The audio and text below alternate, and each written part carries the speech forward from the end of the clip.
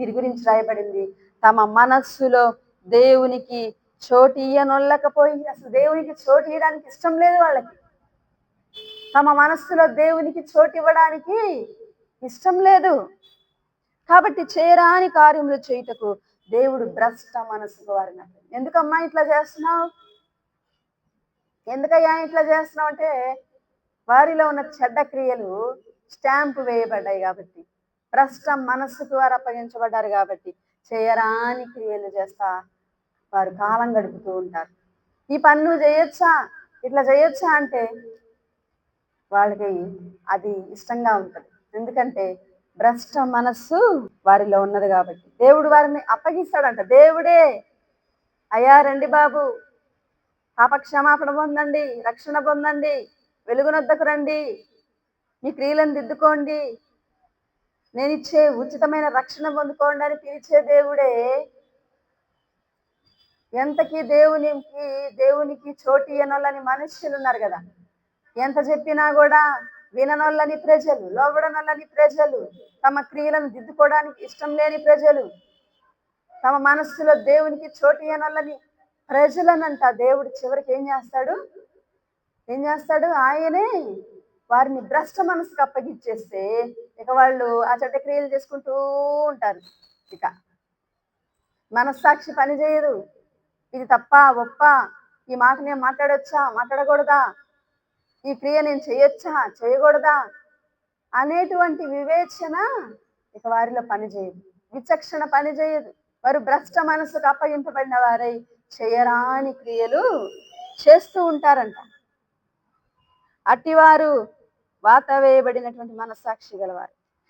ఇంకా కింద అంటున్నాడు, అట్టివారు సమస్తమైన దుర్నీతి చేతను, దుష్టత్వం చేతను, లోభము చేతను, ఈర్ష్య చేతను నిండుకొని మత్సరము, నరహత్య, కలహము, కపటము, వైరమను వాటితో నిండిన వారై కొండెగాండ్రును, అపవాదకులను, దేవద్వేషులను, హింసకులను, అహంకారులను, బింకములాడు వారును, చెడ్డవాటిని కల్పించువాడును, తల్లిదండ్రుల కవిదేయులను, అవివేకులను, మాట తప్పువారును, అనురాగ రహితులను, నిర్దయులు నైరి.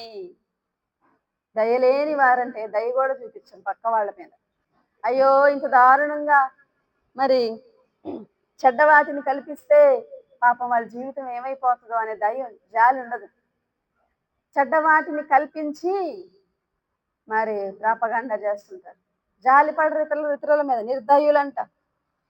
ఆయన తర్వాత అంటున్నాడు, మాట తప్పుతారంట, అనురాగం లేని వారంట, తల్లిదండ్రులకు అవిధేయులు. చాలా మంది పిల్లలు తమ తల్లిదండ్రుల మీద తిరగబడేవారుగా ఉంటున్నారు.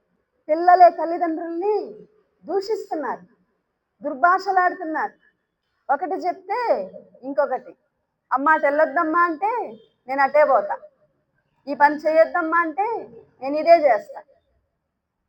ఇంకా ఎక్కువ మాట్లాడితే తిట్టడము, బూతులు కదా, బూతులు మాట్లాడడం. తల్లిదండ్రులకి ఏమాత్రము కూడా విధేయత చూపని పిల్లలు, తల్లిదండ్రులకు అవిధేయులుగా పిల్లలు ఉంటారని అంత్య దినములలో అది ఒక సైన్ దేవుని వాక్యం సెలవిస్తుంది. ఇక్కడ తల్లిదండ్రులకు అవిధేయులంటే పెద్దవాళ్ళు కాదు, పిల్లల గురించి మాట రాయబడుతుంది. ఎందుకంటే వివాహం అనే వ్యవస్థలోనికి వెళ్ళిన తర్వాత యవనస్తులు వారి తల్లిదండ్రులను విడిచి ఎవరిని హత్తుకుంటారు, భార్యను హత్తుకుంటారు. కాబట్టి అన్ని విషయంలో ఇక తల్లిదండ్రులకు లోబడవలసిన అవసరం లేదు. ఇంకా చెప్పాలంటే దేవుని యొక్క పిలుపుకి లోబడిన వారు, దేవుని యొక్క సేవకు వచ్చిన వారు అన్నిటిని విడిచిపెట్టి రావాలి కదా.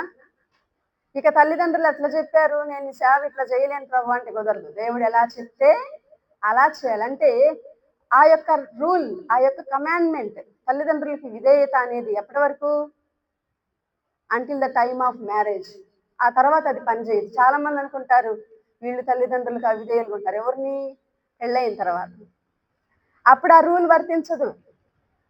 మేలు కీడులను వివేచించే జ్ఞానం వచ్చిన తర్వాత, వివాహ వ్యవస్థలోనికి వచ్చిన తర్వాత వారి గురించి కాదు ఈ మాట. ఇది ఎవరి గురించి, చిన్నపిల్లల గురించి. తల్లిదండ్రుల యొక్క పరిధిలో ఉన్నవాళ్ళు వాళ్ళు ఏం చేయాలి, తల్లిదండ్రుల యొక్క పరిధిలో ఉన్న వాళ్ళు ఏం చేయాలి?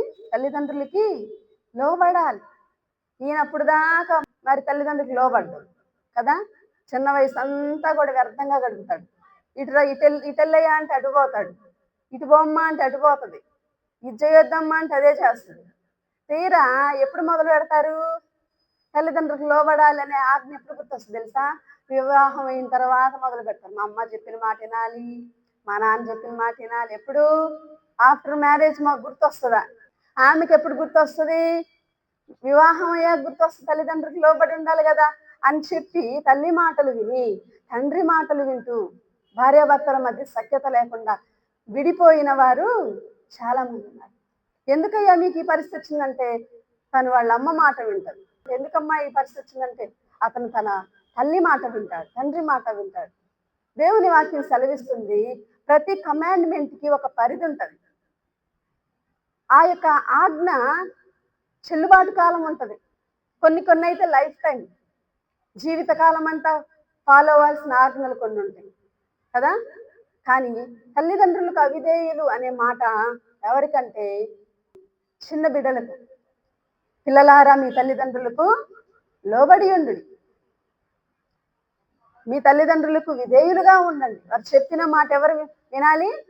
చిన్న బిడ్డలు మరి వారి యొక్క వివాహ వయసు వచ్చే వరకు కూడా తల్లిదండ్రుల యొక్క సబ్మిషన్లో జీవించాలి. కాబట్టి అంత్య దినాల్లో పిల్లలు ఎలాగుంటున్నారంట? తల్లిదండ్రులకి అవిధేయులుగా. చూస్తున్నాం కదా మనం అనేక పరిస్థితులు.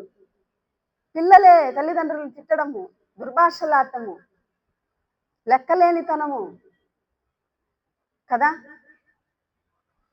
అలాంటి పరిస్థితులు మరి ఎందుకు వస్తాయనంటే, భ్రష్ట మనసుకు దేవుడు అప్పగిస్తే చిన్న బిడ్డలు కూడా తిరుగుబాటుదారులుగా తయారవుతారు. ఇంకా అంటున్నాడు, చెడ్డవాటిని కల్పించేవారు, బింకములాడు వారు, అహంకారులు. అహంకారం రాజ్యం వెళ్తుంది. నేనే గొప్ప, నేను చెప్పిందే వినాలి, నన్ను మించినోడు లేడు కదా. అహంకారం. అపవాదకులు, దేవద్వేషులు. దేవుని బిడ్డలంటే ద్వేషం కొంతమందికి.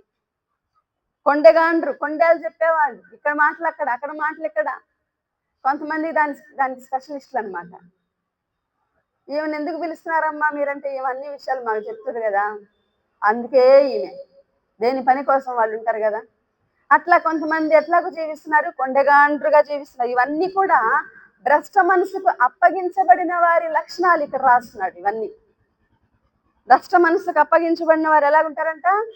తల్లిదండ్రులకు అవిధేయులుగా, చెడ్డవాటిని కల్పించేవారుగా, నిర్దయులుగా, మాట తప్పేవారుగా, అనురాగరహితులుగా, హింసకులుగా, అహంకారులుగా, అపవాదకులు, దేవద్వేషకులుగా, కొండెగాండ్రుగా ఉంటారంట. వైరంతో, ఎప్పుడు చూసినా కూడా వైరము, శత్రుత్వము, కపటము, కలహము, తగాదాలు పెట్టుకుంటే కొంతమంది నిద్ర పట్టదు. కొంతమంది ఏమో ఓపెన్గా పెట్టుకుంటారు, మాట్లాడుతూ అరుస్తూ ఉంటారు. కొంతమంది సైలెంట్గా ఉండి రోజంతా కూడా కోల్డ్ వార్ అని ఉంటుంది కదా. ఎవరికి కనపడదు అక్కడ యుద్ధం జరుగుతుందని, కానీ యుద్ధం జరుగుతూ ఉంటుంది. కలహ ప్రియులు కొంతమంది, కలహ ప్రియులను ఆయన చెదరగొడతాడంట. హల్లెలూయా. కొంతమంది కలహాలంటే ఇష్టం. అది కూడా ఏ లక్షణము? భ్రష్ట మనసుకు అప్పగింపబడిన వారి లక్షణము. కలహ ప్రియులుగా ఎందుకుంటున్నారంటే, భ్రష్ట మనసుకు అప్పగించ వారి హృదయంలో దేవునికి చోటు లేదు.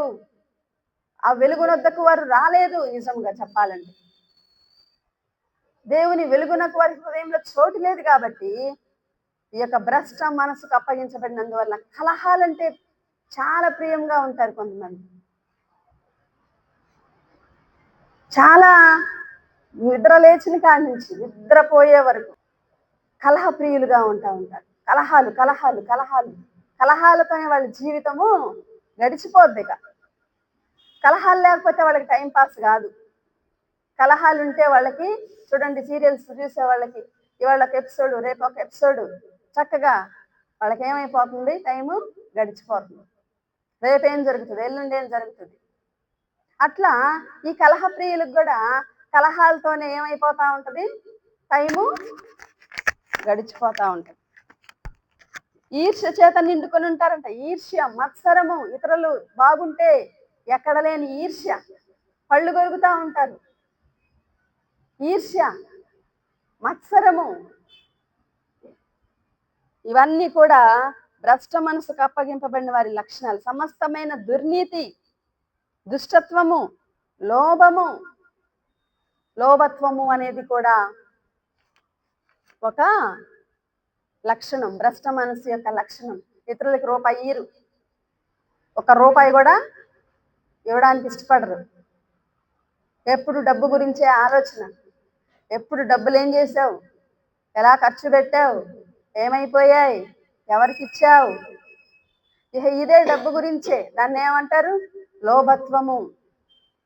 అది కూడా భ్రష్ట మనసుకు అప్పగింపబడిన వారి యొక్క లక్షణము. దుర్నీతి పరులుగా ఉంటారంట. కాబట్టి ఇవన్నీ కూడా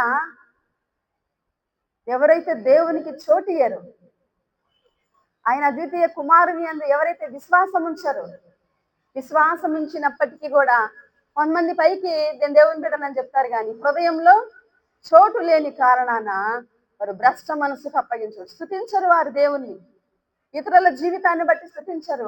ఆ బిడ్డ రక్షింపబడ్డాడయ్యా స్తోత్రం అని చెప్పరు.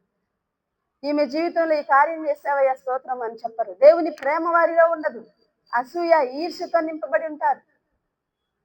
కాబట్టి పైకి భక్తి ఉన్నప్పటికీ, పైకి దేవుని బిడ్డనని చెప్పుకున్న హృదయంలో, వారి మనస్సులో దేవునికి చోటియ్యనొల్లకపోయిరి గనుక వారు భ్రష్ట మనసుకు అప్పగింపబడి చేయరాని కార్యములు వారు చేస్తూ జీవిస్తారంట.